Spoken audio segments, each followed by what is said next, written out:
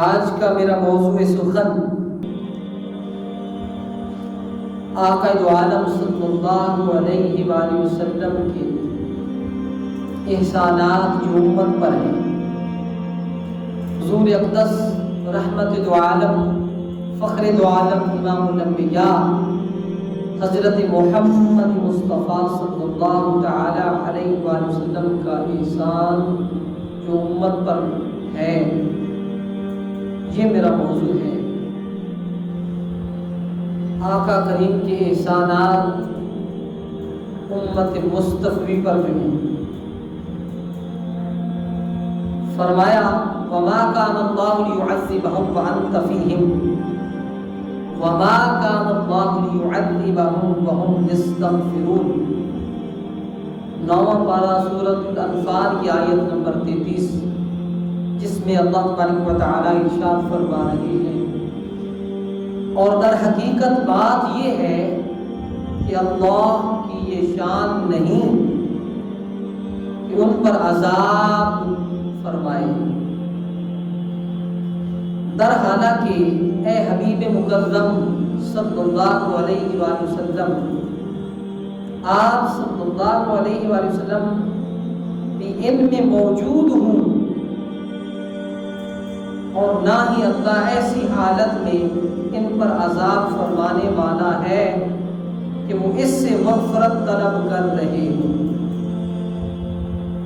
اللہ تبارک و تعالیٰ نے اس آیت پاک کے اندر پیارے آقا صلی اللہ علیہ وآلہ وسلم کا وجود پاک، آپ کا وجود مسعود، چونکہ حضور صلی اللہ علیہ وسلم کی ذات پاک ہر وقت، ہر لحظہ اور ہر گھڑی اس دنیا جہان میں موجود ہے۔ جب تک قرآن موجود ہے تو سمجھ لیں صاحب قرآن کی ذات بھی موجود ہے۔ تو یہ آسان معنی ہے، یوں سمجھ لیں جب تک قرآن موجود ہے پیارے آقا کی ذات بھی موجود ہے۔ تو اس آیت میں اللہ تبارک و تعالیٰ فرما رہے ہیں، یہ بات حقیقت ہے کہ اللہ کی یہ شان نہیں ہے کہ ان پر عذاب نازل کرے۔ اللہ تعالیٰ اس وقت تک عذاب نازل نہیں کرتا جب تک کہ اے حبیب مکرم صلی اللہ علیہ وآلہ وسلم آپ بھی ان میں موجود ہوں۔ اے پیارے آقا، آپ بھی ان میں موجود ہوں، آپ کا وجود پاک ان کے اندر ہو، اس دنیا جہان میں موجود ہو، اور میں پھر ان پر عذاب نازل کروں، یہ ہو نہیں سکتا۔ اور نہ ہی اللہ ایسی حالت میں ان پر عذاب نازل فرمانے والا ہے کہ وہ اس سے مغفرت طلب کر رہے ہیں۔ اس آیت پاک کا یہ معنی ہے۔ آسان لفظوں میں ذرا بات کو عرض کرتا ہوں۔ اللہ تبارک و تعالیٰ فرما رہے ہیں کہ در حقیقت بات یہ ہے، اللہ فرماتا ہے کہ میری شان یہ نہیں کہ میں ان لوگوں پر عذاب کو نازل کروں، جبکہ پیارے آقا آپ ان میں موجود ہوں، ان لوگوں میں پیارے آقا آپ کی ذات موجود ہوں، تو اس صورت میں میں ان کو عذاب نہیں دے سکتا آپ کے موجود ہونے کی وجہ سے، کیونکہ آپ ان میں موجود ہیں۔ اور نہ ہی ایسی حالت میں وما كان الله معذبهم وهم يستغفرون، اور نہ ہی ایسی حالت میں ان پر میں عذاب نازل کروں گا کہ وہ اس سے مغفرت طلب کر رہے ہوں۔ اس آیت پاک کا شان نزول یہ ہے کہ کفار مکہ نے، کافروں نے، جو مکہ کے کافر لوگ تھے، مکہ کے کفار تھے، انہوں نے آقا صلی اللہ علیہ وآلہ وسلم سے یہ مطالبہ کیا اور سوال کیا، یا رسول اللہ، کافروں نے کہا کہ اللہ ہم پر عذاب نازل کیوں نہیں کرتا؟ اور حدیث پاک کے الفاظ ہیں، حضرت انس بن مالک رضی اللہ تعالی عنہ سے روایت ہے کہ ابو جہل لعنتی نے کہا کہ اے اللہ، اگر یہ قرآن تیری طرف سے نازل شدہ سچا کلام ہے تو تو ہم پر آسمان سے پتھر برسا یا کوئی عذاب نازل کر. اس پر پھر اللہ تبارک و تعالیٰ نے اس آیت کو نازل فرمایا. وہ ابو جہل و ابو لہب اور ان کے چیلے، ان کی جماعت، کفار مکہ، ان کے سارے چہیتے یہ چاہتے تھے کہ آقا قرآن بھی موجود ہے اور اللہ کا نازل کردہ سچا کلام موجود ہے اور آپ کی ذات بھی موجود ہے. تو پھر ہمارے اوپر کافروں نے کہا آقا دو جہاں صلی اللہ علیہ وسلم کی ذات پاک سے کہ یا رسول اللہ پھر ہمارے اوپر عذاب نازل کیوں نہیں ہوتا؟ اللہ اپنے عذاب کو نازل کیوں نہیں کرتا؟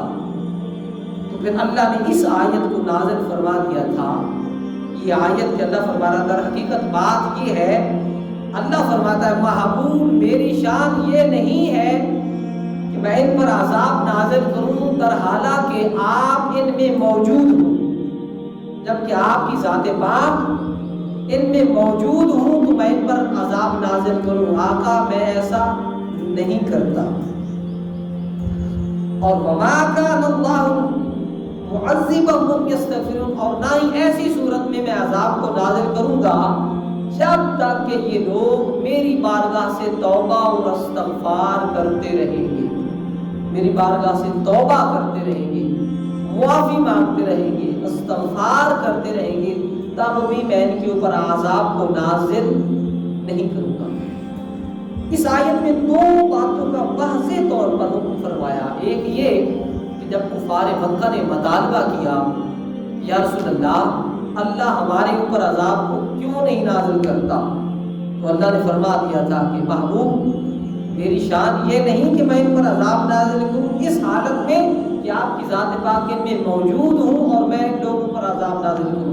تو آپ کی وجہ سے اور آپ کے صدقے سے، آپ کی وساطت سے اور آپ کے جسم پاک موجود ہونے کی وجہ سے میں ان پر عذاب کو نازل نہیں کروں گا. یہ آقا کی وجود مسعود کی برکات کی وجہ ہے. جبکہ کافر تو عذاب طلب کر رہے ہیں کہ اللہ عذاب کو نازل کر، لیکن اگلی بات نہیں سمجھ رہے تھے کہ اللہ کیسے عذاب نازل کرے گا جبکہ اللہ کے پیارے محبوب آقا دو جہاں صلی اللہ علیہ وآلہ وسلم کی ذات پاک ہمارے اندر موجود ہے. کسی نے پنجابی کے اندر بھی آکھیا کہ انہاں نوں کی دیواں میں سزاواں انہاں وچ تو وسنا ہے محبوب میں ان کو کیا عذاب ان پر نازل کروں اس وجہ سے کہ آپ کی ذات پاک ان میں موجود ہے. اور دوسرا فرمایا ما کان اللہ معذبهم وهم یستغفرون، اور جب تک یہ استغفار کرتے رہیں گے، میری بارگاہ سے معافی کو طلب کرتے رہیں گے، تو تب تک بھی میں ان پر عذاب کو نازل نہیں کروں گا. اب شان نزول یہ ہے کہ جب آقا صلی اللہ علیہ وآلہ وسلم کی ذات پاک مکہ میں مقیم تھے، حضور مکہ شریف میں رہ رہے تھے، مقیم تھے مکہ شریف میں، تو پھر بعد میں اللہ تعالیٰ نے آپ کو ہجرت کا حکم فرمایا کہ محبوب آپ مکہ سے مدینہ کی طرف ہجرت فرما جائیں. جب کفار مکہ نے آپ کو تنگ کیا، کفار مکہ نے حضور صلی اللہ علیہ وسلم کی ذات پاک کو ستایا اور مسلمانوں کو طرح طرح کی تکلیفیں دی، اذیتیں دی اور مختلف مظالم برساتے مسلمانوں پر، اس وقت پھر اللہ کی ذات نے جبرائیل کو بھیج کر کے آقا کی ذات پر وحی نازل فرما دی تھی کہ اے محبوب آپ اس جگہ مکہ کو چھوڑ کر مدینہ کی طرف ہجرت فرما جائیں. تو آقا دو جہاں صلی اللہ علیہ وسلم کی ذات پاک اللہ کی وحی کردہ نازل وحی کرنے پر پیارے آقا نے مکہ سے رخت سفر باندھا. مسلمانوں کی باری جماعت موجود تھی، آپ مکہ سے مدینے کی طرف تشریف لے گئے. جب مکہ میں چلے گئے تو کچھ احباب، کچھ مسلمان پیچھے مکہ شریف میں رہ بھی گئے تھے، کچھ پیارے آقا کے ساتھ چلے گئے اور کچھ مدینہ مکہ شریف میں رہ گئے. اب جو مکہ میں حضرات رہ گئے تھے وہ ہر وقت ہر لمحہ دن پر رات، دن ہوتا یا رات ہوتی تو ہر لمحہ اللہ کی ذات سے استغفار کی تسبیح کرتے رہتے. استغفر اللہ ربی من ذنبی واتوب الیہ، اپنے گناہوں کی معافی اللہ کی بارگاہ میں مانگتے رہتے تھے اور اللہ کی بارگاہ سے استغفار کرتے رہتے تھے۔ ان دو چیزوں کا اللہ نے ان آیات بینات میں ذکر فرمایا۔ ایک تو یہ کہ جب کفار مکہ نے عذاب طلب کیا تھا، یا رسول اللہ ہم پر عذاب نازل کیوں نہیں ہوتا، تو اللہ نے فرما دیا تھا محبوب میری شان یہ نہیں کہ میں ان پر عذاب نازل کر دوں اس وجہ سے کہ آپ کی ذات پاک ان میں موجود ہے۔ اور دوسرا فرمایا وما كان الله معذبهم وهم يستغفرون، کہ جب تک یہ مسلمان یہ لوگ اللہ فرماتا میری بارگاہ میں استغفار کرتے رہیں گے تو تب تک بھی میں ان پر عذاب نازل نہیں کروں۔ تو چونکہ کفار کے آس پاس کون رہتے تھے، وہ مسلمان بھی تھے، ان کی رہائشیں بھی کفار کے ساتھ ساتھ تھی، تو چونکہ مومن ایمان والے تھے، اللہ کی بارگاہ سے استغفار کرنے والے تھے، اور اس سے پہلے پیارے آقا کی ذات خود موجود تھے۔ جب اللہ کی طرف سے یہ حکم مل گیا کہ محبوب یہاں مکہ سے مدینہ کی طرف ہجرت فرما جائیں، تو جب پیارے آقا نے ہجرت فرمائی مکہ سے مدینہ کی طرف، تو آدھے مسلمان پیارے آقا کے ساتھ مدینہ پاک میں چلے گئے اور آدھے مسلمان وہیں مکہ شریف میں رہ گئے، اور جو مکہ میں رہ گئے تھے وہ ہر وقت اللہ کی بارگاہ میں استغفار کو طلب کرتے رہتے، استغفار کی تسبیح پڑھتے رہتے۔ اور یہ بھی اللہ فرماتا ہے کہ جب تک کوئی قوم ہو، کسی نبی کی امت ہو، اللہ فرماتا ہے میں اس وقت تک عذاب کو نازل نہیں کرتا جب تک کہ میرا حبیب یا میرا محبوب یا میرا نبی یا میرا رسول اس قوم میں موجود ہوتا ہے۔ تو نبی کی ذات موجود ہونے کی وجہ سے میں اس امت پر عذاب کو نازل نہیں کرتا، عذاب کو اٹھا لیتا ہوں، تھوڑا بہت عذاب دے دیتا ہوں، ان کو عبرت سکھانے کے لیے، ان کو تبدیل کرنے کے لیے، ان کے ذہنوں کو، ان کے ضمیروں کو تھوڑا بہت گئے بگئے میرا عذاب نازل ہوتا رہتا ہے، لیکن جو عذاب معود ہے، بڑا عذاب ہے، وہ اس کو میں نازل نہیں کرتا اس وجہ سے کہ اس قوم میں میرا رسول موجود ہوتا ہے، میرا نبی موجود ہوتا ہے۔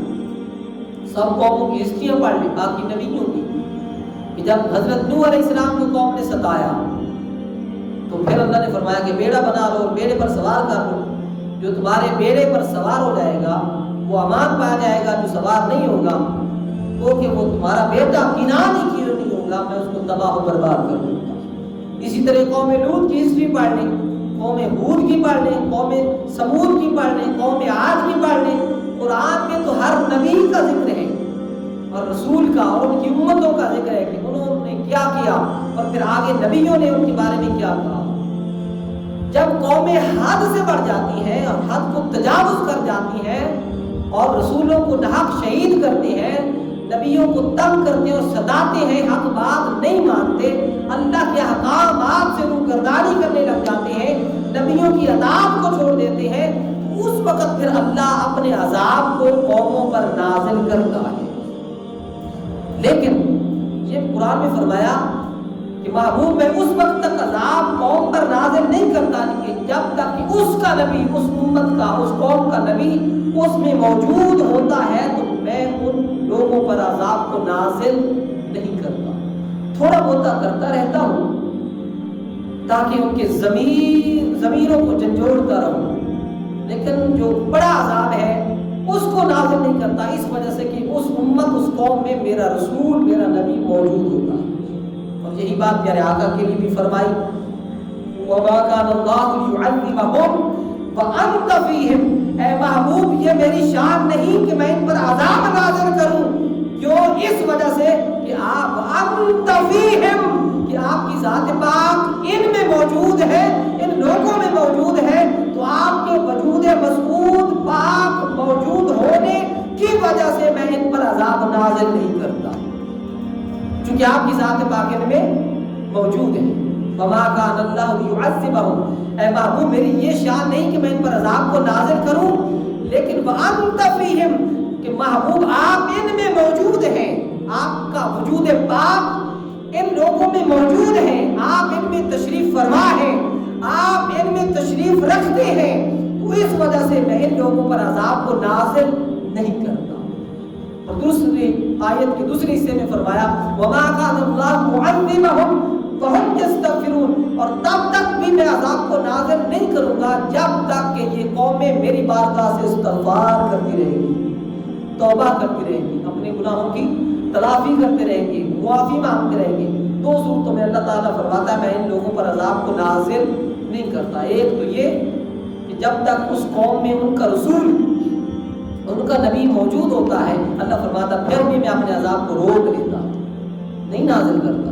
اور دوسرا جب تک کہ وہ میری بارگاہ سے استغفار کرتے رہتے ہیں تو تب تک بھی میں ان لوگوں پر عذاب کو نازل نہیں کرتا۔ اس لیے آقا کی ذات تو حاضر ناظر ہے، جیسا کہ قرآن پاک موجود ہے، یہ قرآن ہے اور صاحب قرآن کی ذات بھی موجود ہے۔ جب قیامت آئے گی، قرب قیامت کے نزدیک یہ ہوگا کہ آپ لوگ جب قرآن اٹھائیں گے تلاوت کے لیے، زیارت کے لیے، تو قیامت سے پہلے یہ صفحات، یہ ورق، یہ کاغذ رہ جائیں گے اور الفاظ کو اللہ تعالیٰ اپنی بارگاہ میں اٹھا لے گا۔ آپ قرآن کو کھولیں گے تو صفحے خالی ہو چکے ہوں، الفاظ نہیں آپ کو ملیں گے، خالی کاغذ رہ جائیں گے۔ اور اس لیے چونکہ حضور کی ذات موجود ہے، آقا کی نبوت رسالت ہر زمانے میں ہے، تو اس لیے آقا کی ذات حاضر و ناظر ہے۔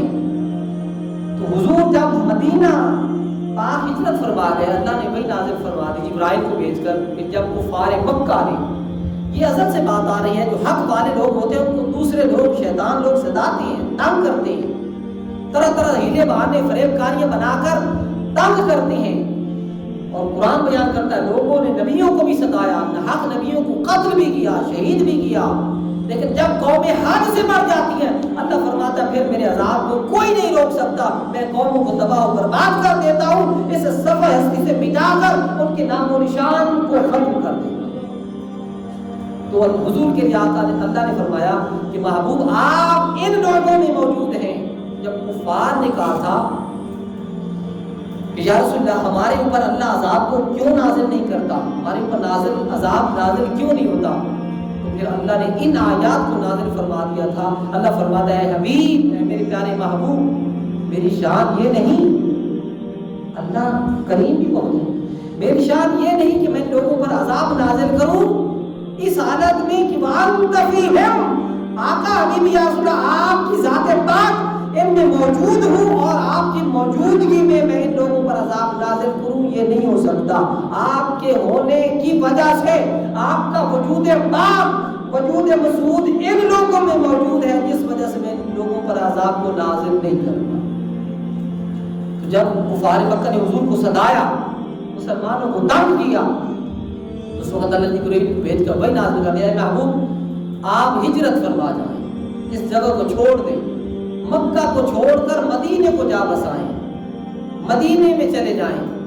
جب ہجرت کا وہ حکم آیا تو پیارے آقا نے مسلمانوں میں منادی کر دی، اعلان کر دیا کہ ہم نے مکہ سے مدینے کی طرف ہجرت کرنی ہے، تو مسلمان تیار ہو جائیں۔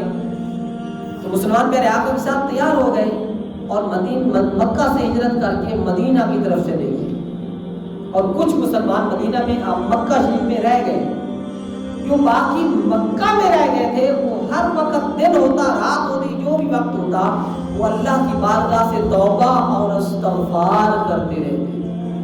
تو اس لیے اللہ نے اس آیت میں فرمایا جب تک کہ نبی موجود ہوتا ہے امت میں، میں عذاب کو نازل نہیں کرتا، یا قومیں میری طرف سے استغفار کرتی رہتی ہیں، توبہ کرتی رہتی ہیں اور اپنے گناہوں کی معافی مانگتی رہتی ہیں، تب تک بھی میں اپنے عذاب کو نازل نہیں کرتا۔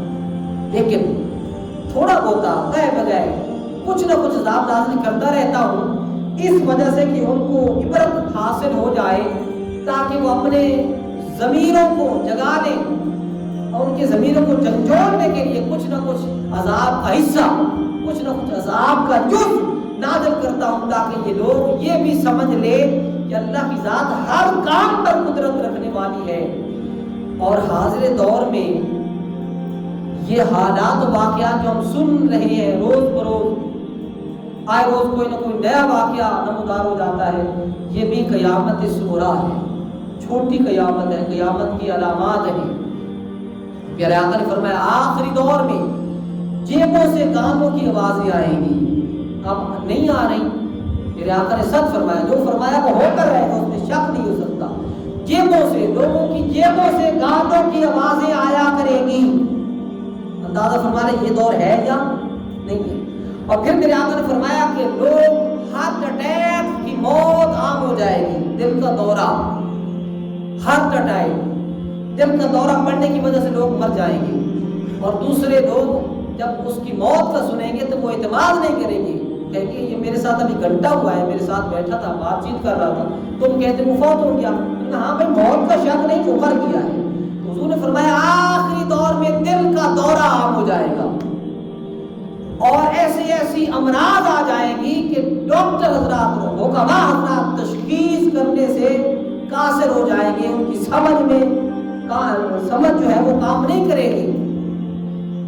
اور آقا نے فرمایا کہ لوگ حریص ہو جائیں گے، حرص اتنا کرنے لگ جائیں گے کہ ان کی دھوپ دوڑ تگ و دو دن پر سارا کچھ بس روزی حاصل کرنے کے لیے ہوگی. ان کا یہ منشور بن جائے گا، بس رزق حاصل ہونا چاہیے، رزق آنا چاہیے، روزی ملنی چاہیے، جس طریقے سے بھی آئے، خواہ حلال طریقے سے کما لے یا حرام سے، جس طریقے سے بھی ہو رزق اور پیسہ آنا چاہیے. لوگ حریص ہو جائیں گے.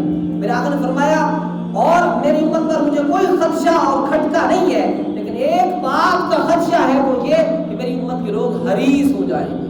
پھر سے انتہا قسم کا ہوگا، عمریں تھوڑی ہوں گی، حریص زیادہ ہوں گے. 60 سال 80 سال ہونے کو ہوگی، لیکن سوچ بچار میں وقت گزار دیں گے، اب میں یہ کروں گا، بلڈنگ بناؤں گا فلاں. اور میرے آقا نے فرمایا کہ اونچی اونچی بلڈنگیں بنے گی، مسجدوں کو بڑی زیب و زینت کے ساتھ سجایا جائے گا، مینار و منبر بڑے خوبصورت بنائے جائیں گے، اور لوگ مساجد بنا کر فخر کریں گے، افتخار کے ساتھ بات کریں گے، دوسروں کو بتائیں گے کہ میں نے مسجد بنوا دی ہے، میں نے فلاں کر دیا ہے. لیکن من ہدایت سے خالی ہوگی، نمازیوں کی تعداد میں کمی نہیں ہوگی. آقا نے فرمایا مسجدیں بھری ہوں گی لیکن ہدایت سے خالی ہوں گی. لوگوں میں ایمان کی کیفیت نہیں ہوگی، تقویٰ نہیں ہوگا، پرہیزگاری نہیں ہوگی. لوگوں کے من ایمان سے خالی ہوں گے، تقویٰ سے، پرہیزگاری سے، متقی ہونے سے لوگ دور ہو جائیں گے. دلوں میں فساد ہوگا، ایمان غارت ہوں گے، شرم و حیا تباہ و برباد ہوں گے. یہ میرے آقا نے فرمایا قرب قیامت کی علامات سے یہ علامتیں ہیں. اور میرے آقا نے فرمایا مسجد میں برقی پنکھوں کی زیب و زینت ہوگی، یہ بجلی والے پنکھے برقی. اور آقا نے بہت کچھ فرما دیا اور فرمایا کہ لوگ ایمان سے دور چلے جائیں گے، حتیٰ کہ یہ وقت آ جائے گا کہ 100 میل پر کوئی ایمان رکھنے والا ایک بندہ ملے گا، چلتے پھرتے مردہ لاشیں ہوگی، غیرت ایمانی نہیں ہوگا، حق کہنے والا کوئی نہیں رہے گا. تعداد میں بہت ہو جائیں گے لیکن حق والے تھوڑے ہوں گے، نہیں ہوں گے. میرے آخری فرم میں یہ آخری دور میں قرب قیامت صغریٰ یعنی چھوٹی قیامت ہے. اور اللہ پیارے آقا نے فرمایا کہ کبھی اللہ بارشوں کو دے کر آزمائے گا، کبھی بارشیں نہ دے کر آزمائے گا. کبھی بارشوں کی اشد ضرورت ہوگی لیکن بارش نہیں ہوگی، اور کبھی بارشوں کی ضرورت نہیں ہوگی پانی کی، اللہ پھر بھی اتنا پانی برسا دے گا کہ سیلاب کی صورت بن جائے گا. کیا یہ نہیں ہو رہا؟ 2 سال پیچھے چلے جائیں، 4 سال پیچھے گندم یہ پک کر تیار ہو گئی تھی، اس وقت پانی کی ضرورت ہی نہیں تھی. اتنی بارشیں ہوئی، اتنی ہوئی کہ پانی پانی ہو گیا. یہ اللہ کا عذاب نہیں تو اور کیا ہے. اور اللہ ہمیں طرح طرح کے عذاب دے کر آزما رہا ہے کہ یہ میرے آقا کی امت کیا راہ راست پر آ سکتی ہے یا نہیں. لیکن آج ہمارے وہ معیار نہیں رہے، تو لہٰذا ہمیں آج توبہ کرنے کی ضرورت ہے. ہر وقت استغفار کی تسبیح جاری رکھیں. پہلے آقا نے فرمایا کہ رزق بہت ہوگا، گھر میں مال بہت ہوگا لیکن برکت نہیں ہوگی. لوگ برکت میں شکوہ کریں گے. یہ سارا کچھ ہوگا، پیسہ بھی ہوگا، مال بھی ہوگا، جائیداد بھی ہوگی، لیکن برکت سے خالی ہوں گے، اس میں برکت نہیں ہوگی. کیا یہ سارا کچھ ہے یا نہیں ہے؟ لوگوں کے پاس بہت پیسے ہیں، بڑا مال ہے، لیکن شکوہ کرتے ہیں کس چیز کا؟ بھائی برکت نہیں ہے. کوئی تنخواہ دار ہے، ملازم ہے، کہتا ہے کہ 1 لاکھ روپے تنخواہ ہے، لیکن ساری میری تنخواہ یہ اپنا بلوں پر چلی جاتی ہے، یہ فلاں اخراجات پر چلی جاتی ہے، جب میں کیلکولیشن کرتا ہوں تو باقی کچھ نہیں بچتا، گھر کے لیے ساری کی ساری تنخواہ باہر تقسیم ہو جاتی ہے۔ یہ ایسا ہے یا نہیں ہے؟ میرے آپ نے فرمایا یہ آخری دور کی علامات ہیں، لوگ موت سے غافل ہو جائیں گے، موت کو یاد نہیں کریں گے، اپنی دنیا کی لگن میں اتنے مست و الست ہو جائیں گے کہ وہ سارا کچھ یہی دنیا سمجھنے لگ جائیں گے کہ بس سارا دنیا ہے، اس کے بعد کچھ ہے ہی نہیں، یعنی چلتے پھرتے مردہ لاشیں ہوں گے۔ پھر آقا نے فرمایا یہ قرب قیامت کی علامات میں سے ہے، یہ ہوگا۔ اور اللہ دیکھ لو یہ سارا کچھ دے رہا ہے، ہمیں آزما رہا ہے، لیکن ہم ٹس سے بس نہیں ہو رہے، ہمارے اوپر آقا کے بے حد حقوق نہیں ہے۔ اور قرآن موجود ہے تو آقا کی ذات بھی موجود ہے، جب قرآن موجود ہے تو صاحب قرآن بھی موجود ہے۔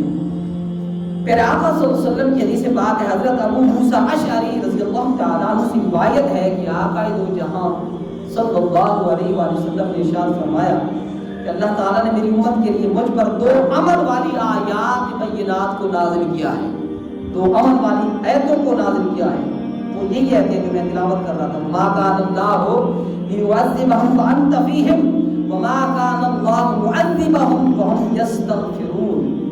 پھر آقا نے فرمایا جب میں دنیا سے رحلت کر جاؤں گا، دنیا سے پردہ کر جاؤں گا، میرا انتقال ہو جائے گا، تو قیامت تک کے لیے ایک چیز کو چھوڑ کر جاؤں گا، وہ کیا ہے؟ استغفار کو چھوڑ کر جاؤں گا۔ جب تک لوگ استغفار کرتے رہیں گے ان پر اللہ عذاب کو نازل نہیں کرے گا۔ اور پھر آقا خود دن میں 100 مرتبہ استغفار کی تسبیح پڑھا کرتے تھے۔ صحابہ نے پوچھا یا رسول اللہ آپ تو بخشے ہوئے، اللہ کے آپ کا وہ مقام ہے جو کسی کا نہیں ہے، آپ کا وجود پاک تو مبرہ ہے، گناہوں کا شیبہ بھی نہیں، تو آپ استغفار کی تسبیح کی کثرت کرتے ہیں، وجہ کیا ہے؟ میرے آقا نے فرمایا میں اپنی بلندی درجات کے لیے اپنے مقام کو بڑھانے کے لیے اللہ کی بارگاہ میں استغفار کی تسبیح کرتا رہا۔ خدا کا تسبیح فرمایا کرتے تھے۔ اور میرے آقا نے فرمایا کہ جب تک بندہ استغفار کی تسبیح کرنا شروع کر دیتا ہے تو اللہ تعالیٰ اس کو ایسی صورت سے رزق عطا کرتا ہے جس سے اس کا گمان ہی نہیں ہوتا، اس کا وہم و گمان ہی نہیں ہوتا کہ رزق کہاں سے آیا ہے۔ اللہ فرماتا ہے کہ میرے آقا نے بھی فرمایا کہ جب بندہ استغفار کی تسبیح کرتا ہے، استغفر اللہ ربی من کل ذنب واتوب الیہ کی تسبیح کو پڑھتا رہتا ہے، اللہ اس کے گناہوں کو مٹاتا رہتا ہے، اس کے نامہ اعمال میں نیکیاں لکھتا رہتا ہے، اور اس کی روزی کا بندوبست کسی غیر سے کرتا ہے کہ اسے وہم و گمان ہی نہیں ہوتا، اللہ اسے بے بہا رزق عطا کرتا ہے۔ یہ استغفار کرنے کی فضیلت ہے۔ اور حضرت ابو سعید خدری رضی اللہ تعالیٰ عنہ سے روایت ہے کہ آقا صلی اللہ علیہ وسلم نے ارشاد فرمایا کہ شیطان نے کہا اے باری تعالیٰ، اے میرے رب تیری عزت و جلال کی قسم، جب تک کہ تیرے بندوں کی روحوں میں، تیرے بندوں کے جسم میں روح ہے، اس وقت تک تیرے بندوں کو بہکاتا رہوں گا، تیرے بندوں کو بھٹکاتا رہوں گا۔ شیطان نے اللہ کی قسم اٹھا کر کہا۔ آقا فرماتے ہیں، حضرت ابو سعید خدری سے روایت ہے، پھر آقا نے فرمایا کہ شیطان نے اللہ کی عزت و جلال کی قسم کھا کر کہا کہ اے باری تعالیٰ، جب تک کہ تیرے بندوں کے جسم میں روحیں ہیں اس وقت تک میں تیرے بندوں کو بہلاتا رہوں گا، بہکاتا رہوں گا، بھٹکاتا رہوں گا، میرا عربی کا شکار کرتا رہوں گا، تیرے در پر نہیں آنے دوں گا، مختلف چالوں اور فریب کاریوں میں انہیں لگا کر وقت ضائع کر دوں گا۔ نفس و شیطان نے کہا، تو پھر میرے اللہ نے کیا جواب دیا؟ اللہ نے فرمایا شیطان جو کرتا ہے کرتا رہے، لیکن جب بندے میری بارگاہ سے استغفار کریں گے میں ان کو معافی عطا کر دوں گا، ان کی تمام غلطیوں کو معاف کر دوں گا، اور ایسا بنا دوں گا انہیں جیسا کہ بچہ ماں کے پیٹ سے جنم لیتا ہے، ماں کے پیٹ سے پیدا ہوتا ہے، یعنی وہ گناہوں سے معصوم ہو جائے۔ تو اس لیے استغفار کی تسبیح کی بہت بڑی فضیلت ہے۔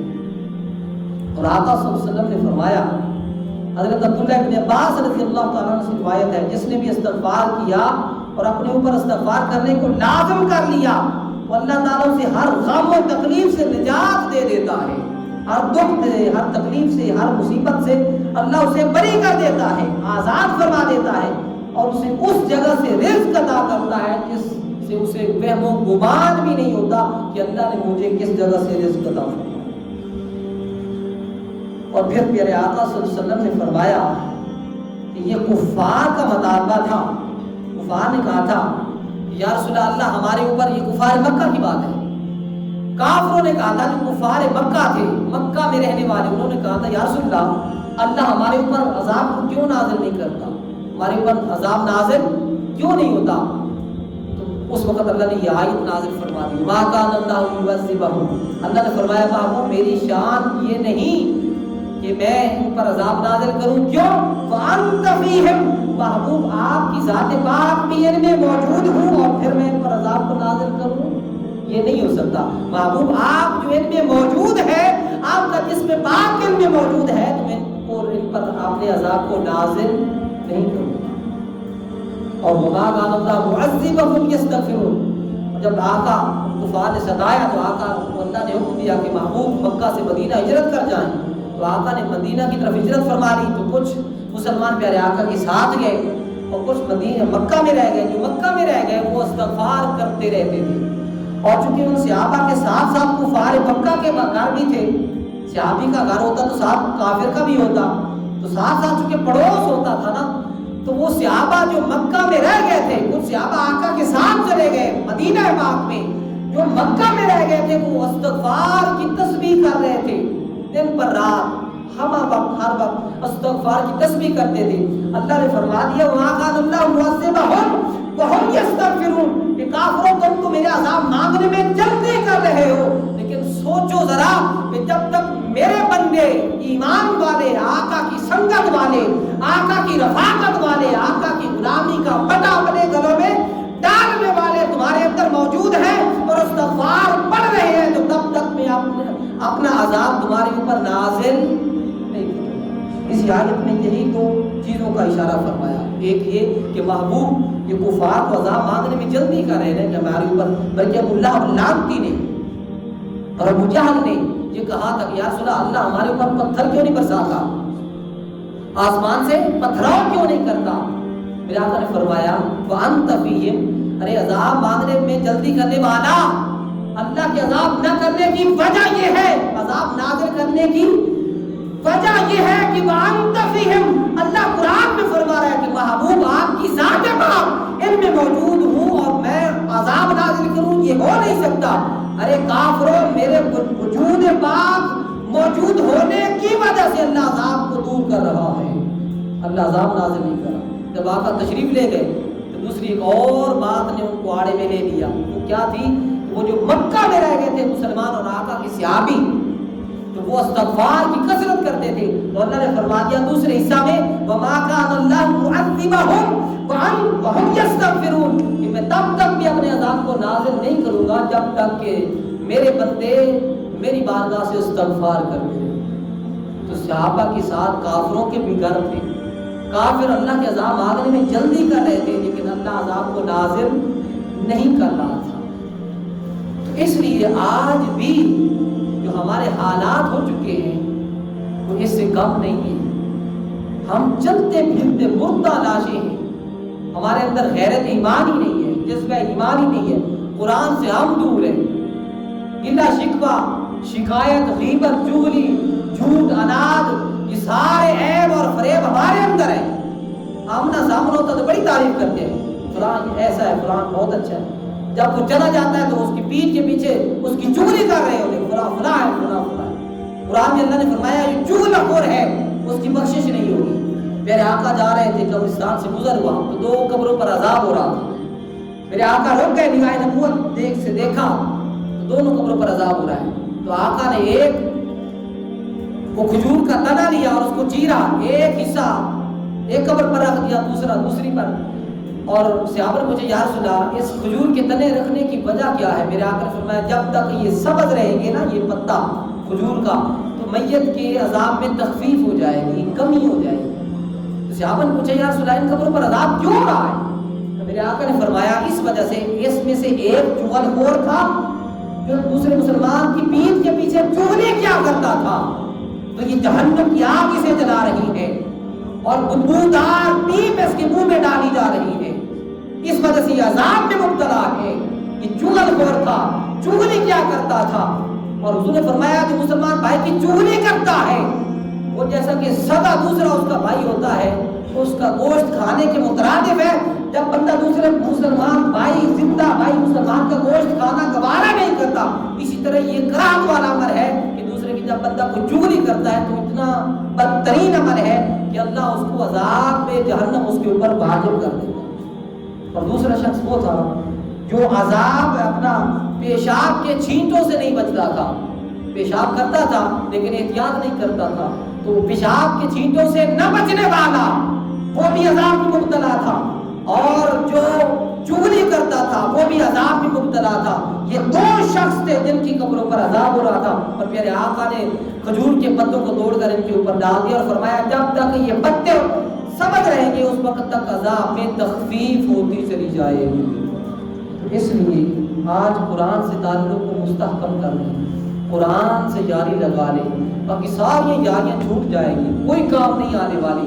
حتیٰ کہ وہ احباب جو کہتے ہیں کہ میں تمہارے پر جان دینے کے لیے تیار ہوں، جب جسم سے روح نکلتی ہے تو وہ اس سے دور ہو جاتے ہیں، وہ نام بھی اس کا تبدیل ہو جاتا ہے، اس کا نام کوئی نہیں پکارتا بلکہ اس کو میت کہتے ہیں۔ جب قبر میں ورثہ رکھ دیتے ہیں تو بھائی بھی واپس چلا جاتا ہے، باپ بھی چلا جاتا ہے، سارے ورثہ چلے جاتے ہیں، آگے قبر میں کوئی نہیں اترتا، نیچے کوئی نہیں جاتا، بس قبر کو بند کر دیا جاتا ہے۔ جب قبر میں رکھ دی جاتا ہے تو وہ کون اعمال ہے جو ساتھ نہیں چھوڑتے؟